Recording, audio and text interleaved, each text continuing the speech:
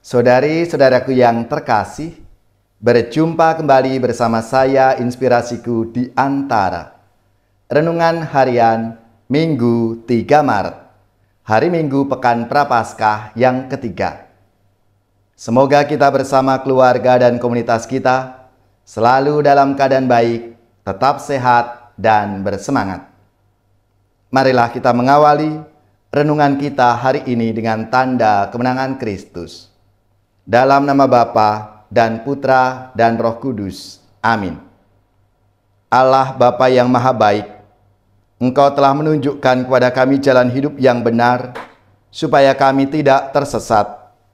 Semoga selama masa tobat ini, kami sungguh-sungguh mengarahkan diri untuk selalu berada di jalan Putra-Mu, yaitu jalan keadilan, kejujuran, kedamaian, dan cinta kasih. Sebab Dialah Tuhan dan pengantara kami, yang bersama dengan Dikau dalam persatuan Roh Kudus, hidup dan berkuasa Allah sepanjang segala masa. Amin. Dalam nama Bapa dan Putra dan Roh Kudus. Amin. Inspirasi kita hari ini dari Injil Suci menurut Yohanes, bab 2 ayat 13 sampai 25. Marilah kita siapkan kitab suci kita masing-masing. Kita akan membaca bersama-sama, lalu merenungkannya. Ketika sudah dekat Hari Raya Paskah orang Yahudi, Yesus berangkat ke Yerusalem. Dalam bait suci didapatinya pedagang-pedagang lembu, kambing domba, dan merpati, dan penukar-penukar uang duduk di situ.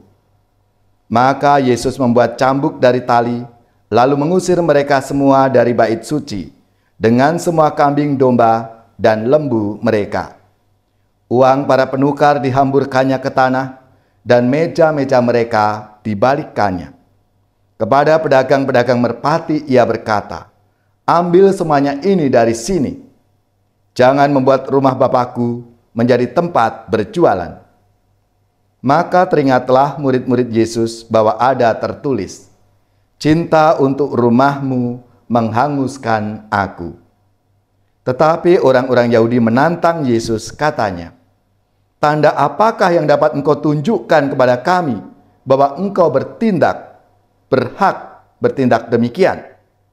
Jawab Yesus kepada mereka, "Rombaklah bait Allah ini, dan dalam 3 hari aku akan mendirikannya kembali."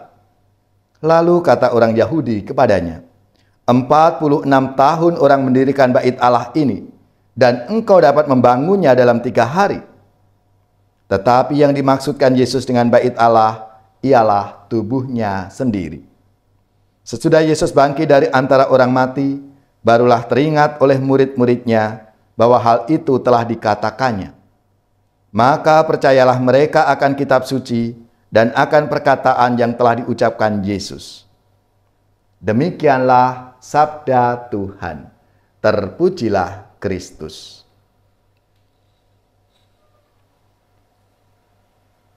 Saudari-saudaraku yang terkasih, dalam sabda Tuhan hari ini Tuhan Yesus melihat ada ketidaksesuaian antara bait suci dengan kebiasaan orang di sekitar bait suci itu. Bait suci merupakan tempat yang dikuduskan, tempat perjumpaan manusia dengan Yahweh. Tempat manusia berdoa, menyembah, dan mempersembahkan diri. Namun, saat Yesus tiba di bait suci, situasi tempat ini sama sekali berbeda. Bait Allah ini menjadi tempat jual beli binatang persembahan, menjadi tempat penukaran mata uang. Di tempat jual beli dan tukar menukar uang pasti ada yang mencari keuntungan dengan merugikan orang lain. Orang dipaksa mau tidak mau menukarkan uangnya dan membeli binatang persembahan dengan harga yang kadang-kadang tidak wajar. Maka melihat situasi, kondisi seperti ini, Yesus marah besar. Ia membuat cambuk dan mengusir semua binatang, serta menjungkir balikkan meja para penukar uang. Saudara-saudariku yang terkasih, inilah yang dilakukan ketika Yesus melihat situasi bait Allah yang seharusnya tempat untuk berdoa, tapi malah untuk berjualan.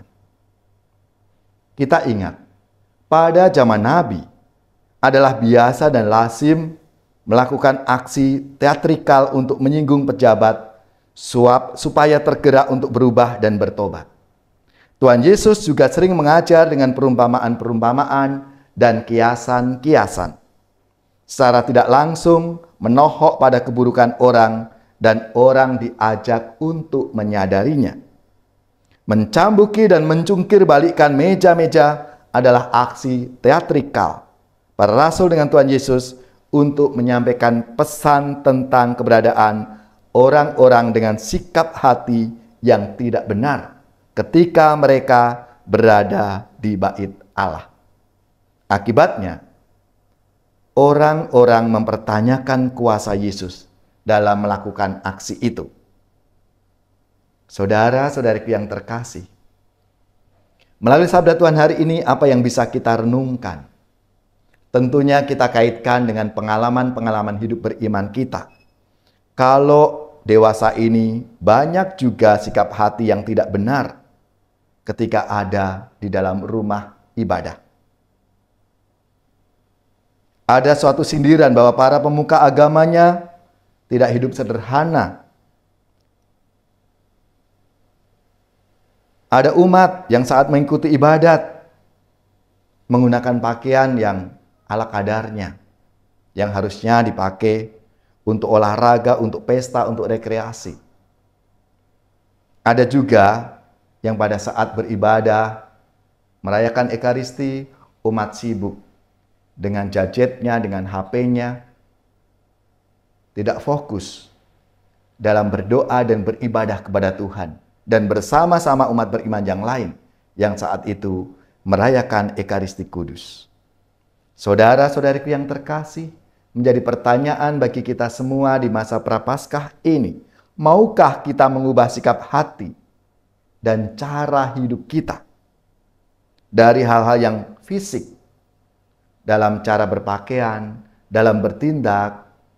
Marilah kita bersama-sama mohon rahmat Tuhan supaya sikap hidup kita ketika kita menghadap Tuhan, ketika kita ada di rumah Tuhan, di tempat ibadah, sungguh kita fokus kepada Tuhan, berkomunikasi, berdialog dengan Tuhan, supaya kekuatan dan spirit rohani yang Tuhan berikan kepada kita bisa kita terima dan kita wujudkan dalam tindakan-tindakan konkret kita di tengah-tengah keluarga, komunitas, dan dimanapun kita berkarya, ikut ambil bagian dalam pelayanan Tuhan.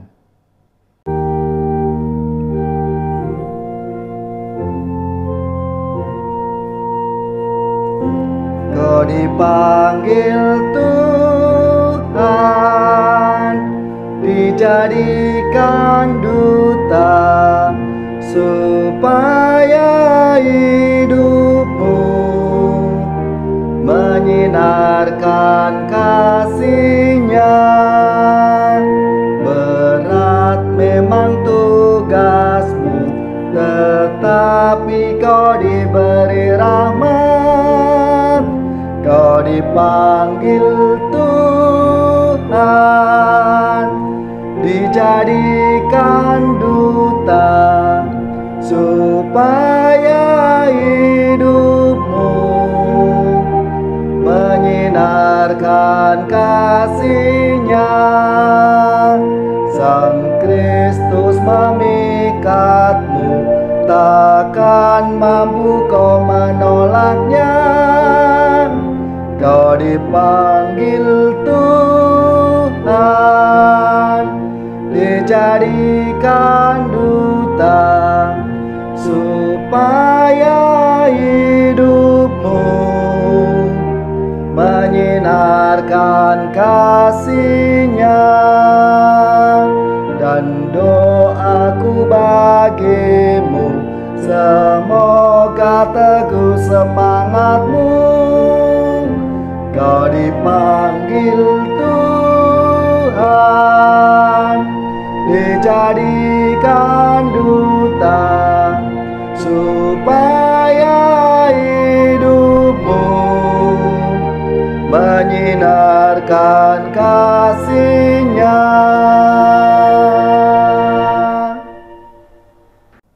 Saudari-saudaraku yang terkasih, marilah kita mengakhiri renungan kita hari ini dengan mohon berkat Tuhan, dan kita akan menerima tugas perutusan.